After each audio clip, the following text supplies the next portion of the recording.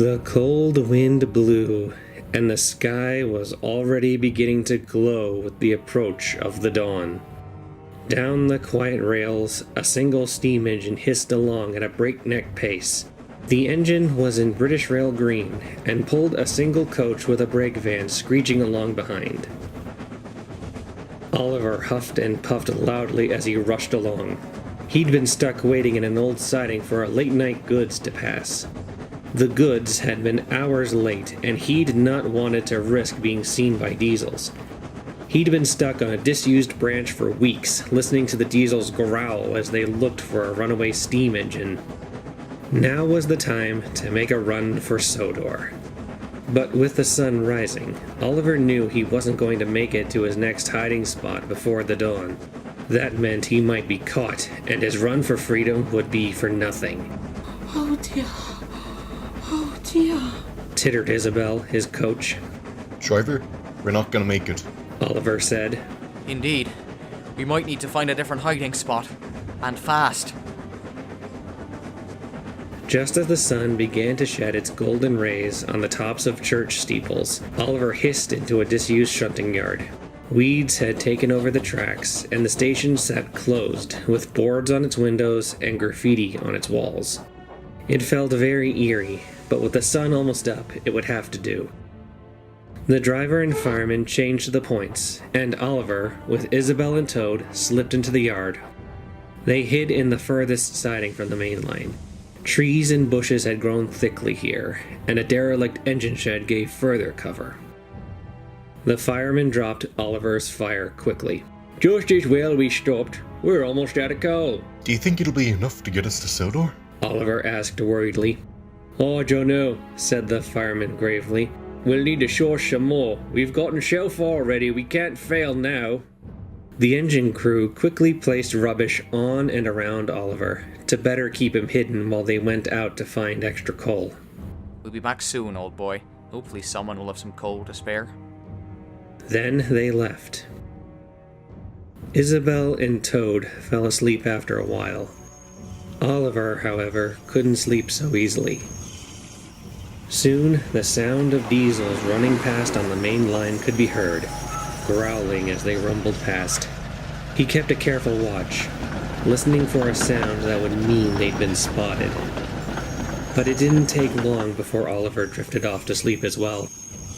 The sound of a robin twittering in a nearby tree could be heard between the growling purrs of diesels. This place looks good.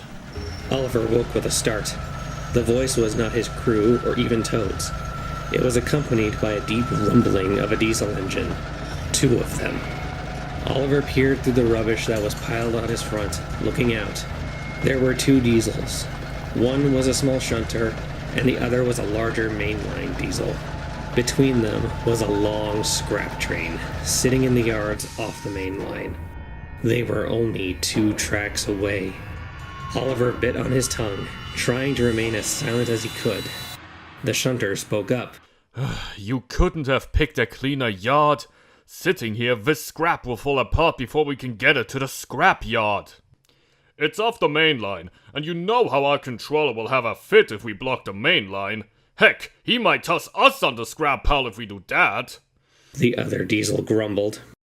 Yeah, so why are we leaving our haul of scrap here again?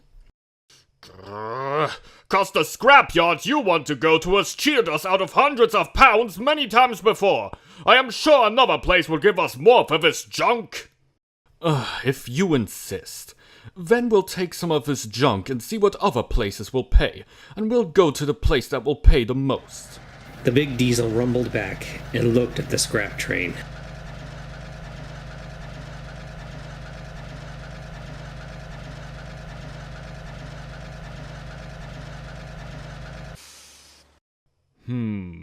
We should fill these trucks up a bit more to look like we have more to bring in. These trucks are hardly loaded. Well, lucky you. My driver brought a cutting torch. We'll just cut some extra of this kettle and add it to the trucks. Oliver gasped silently as he heard the hiss of a cutting torch, followed by the sudden loud screaming of the engine being cut up.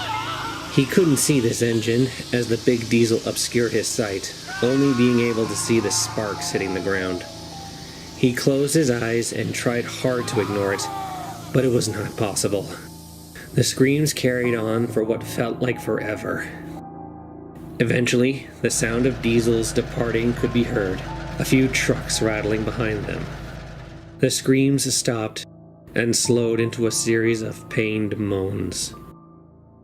Oliver felt a small comfort that Isabel and Toad seemed to still be sleeping, somehow able to have slept through the screams. He supposed where they were, such noises were more muffled and less audible to wake them. Hey, you. A voice called. Oliver opened his eyes. The voice was not of his crew. The only other owner of the voice had to be the scrap engine. Nervously, Oliver turned and looked over at the engine. It was a rust-covered Ivet. Its tender was missing, and the amount of rust almost obscured its once bright black livery. The engine looked over at Oliver and sighed. You poor thing. He said slowly. I truly feel sorrow for you. Oliver looked puzzled. Sorrow? How could you feel sorrow for me? You're on a scrap train with... those horrible diesels. And they cut parts of you off. I've made my peace. That is the end, dear engine. I feel sorry that you are where you are now, stuck in hiding on a railway that has thrown us all away. Oliver felt nervousness creep into his boiler. He began to worry this engine would call attention to him. But he needn't worry, as the engine then added hastily. Don't worry, I won't tell them about you. You are very well hidden, and those engines only care about the scrap on this train. They won't dare look on your way. Besides, don't know how much longer I have myself. What do you mean? The old engine wearily looked back up at Oliver. He didn't say anything for a moment. Oliver felt he could tell what he was about to say just by the look in his eyes. I spent so many years resting away. It's taken a toll on me. Soon, there won't be enough of me to wake up. It'll be the end. Forever. A chill ran through Oliver's frames.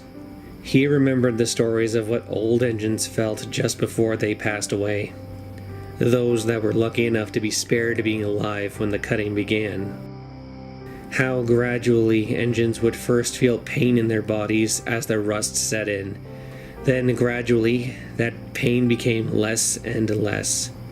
Physical sensations would fade shortly after. An engine would become tired and want nothing more to do than just close their eyes and rest.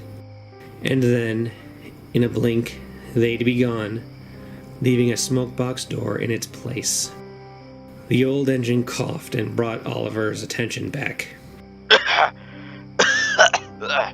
What's your name, youngster? Oliver. And what's yours? Howard. The old engine said. Oliver, Isabel moaned. we're trying to rest. Do you want to get us caught? Howard blinked in surprise. What?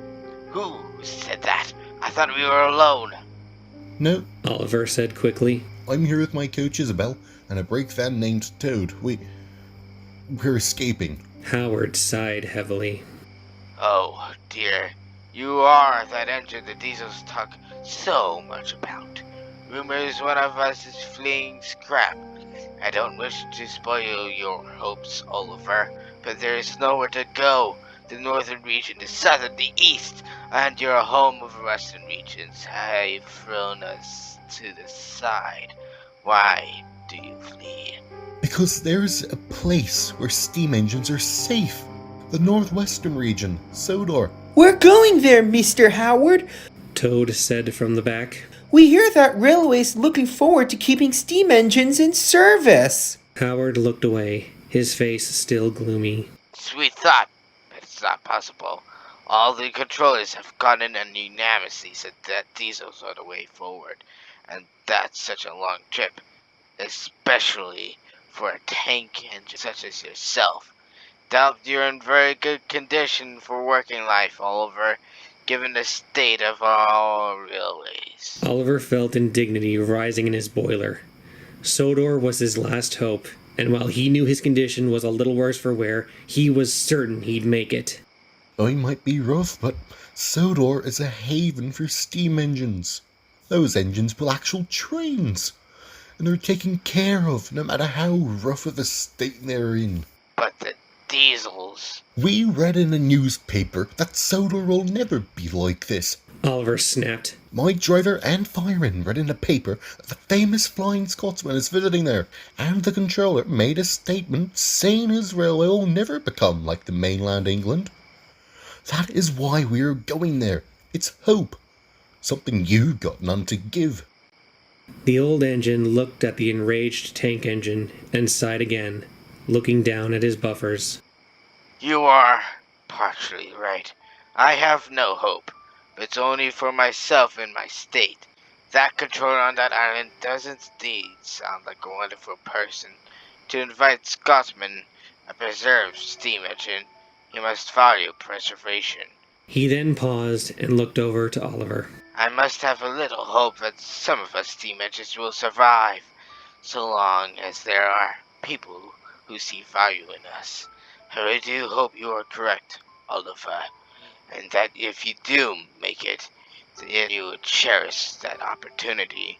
You'll be another very lucky few who defy the world and make it. Oliver suddenly felt sorry that he'd lost his temper. This poor engine, who'd been cut up while he was still alive, still held out hope that he'd survive, even if he had no more hope for himself. Anyways, it's late now, and you are to make it. You'll need plenty of rest for it.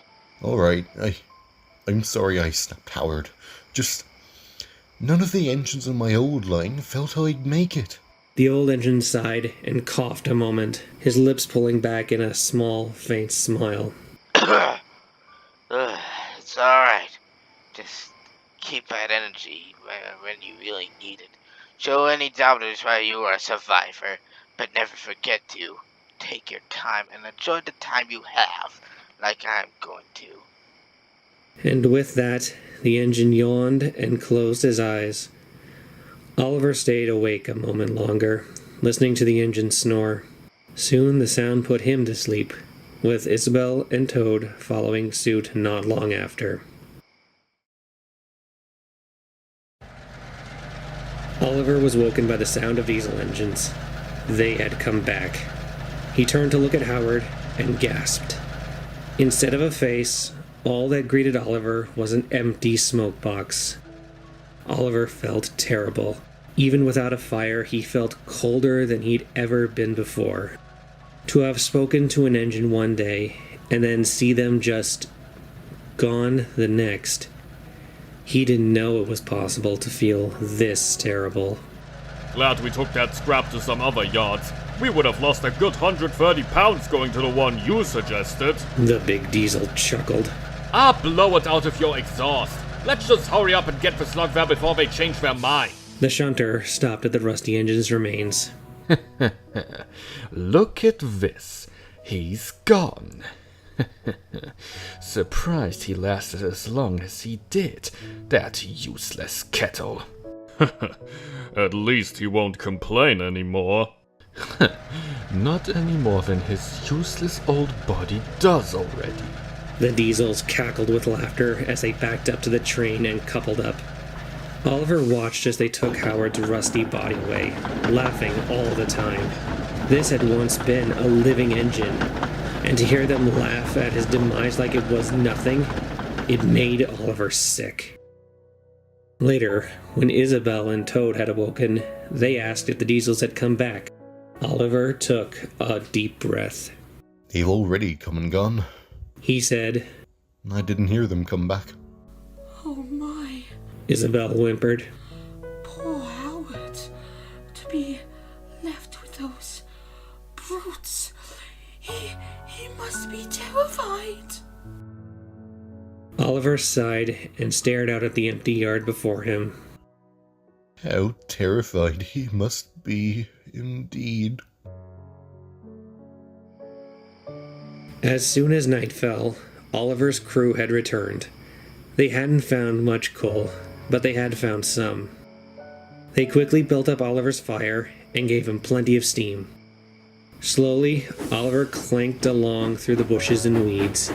His wheels squeaked as he rolled over the tracks the scrap train had been on. He saw pieces of melted metal lying amongst the weeds, their edges blackened by the cutter's torch and caked in brown rust. For a moment, he thought he saw an engine's lamp, its lens shattered. He gulped as he headed onto the main line, his fire flaring into life with determination. Steady, boy. We need to go carefully. His driver said, checking him. I'll get to Sodor or bust. Oliver said to himself. I need to. For Howard. Oliver rumbled over the points and off into the distance. Oliver now lives on Sodor. He made it to Barrow and Furnace before his coal gave out. Luckily, he was found and completed the final leg of the trip to Sodor thanks to Douglas. Now he, Isabel, and Toad work on the Little Western branch line with Duck and 3 more auto coaches. Since arriving, he's had many adventures and made many happy memories. When visitors ask about his past, only the version of his escape written down by the Reverend Audrey is told. None of his retellings include those 2 nights in that sighting, or of what happened there. Oliver, however, has reconciled with these memories, and the full horror has become softened to where telling his story of escape has become easier to talk about. Though sometimes when he's asleep, his mind drifts to the shadows of the past he keeps buried away. His dreams are then filled with the crystal clear sounds of diesel engines, pained screams, and the hiss of a cutter's torch.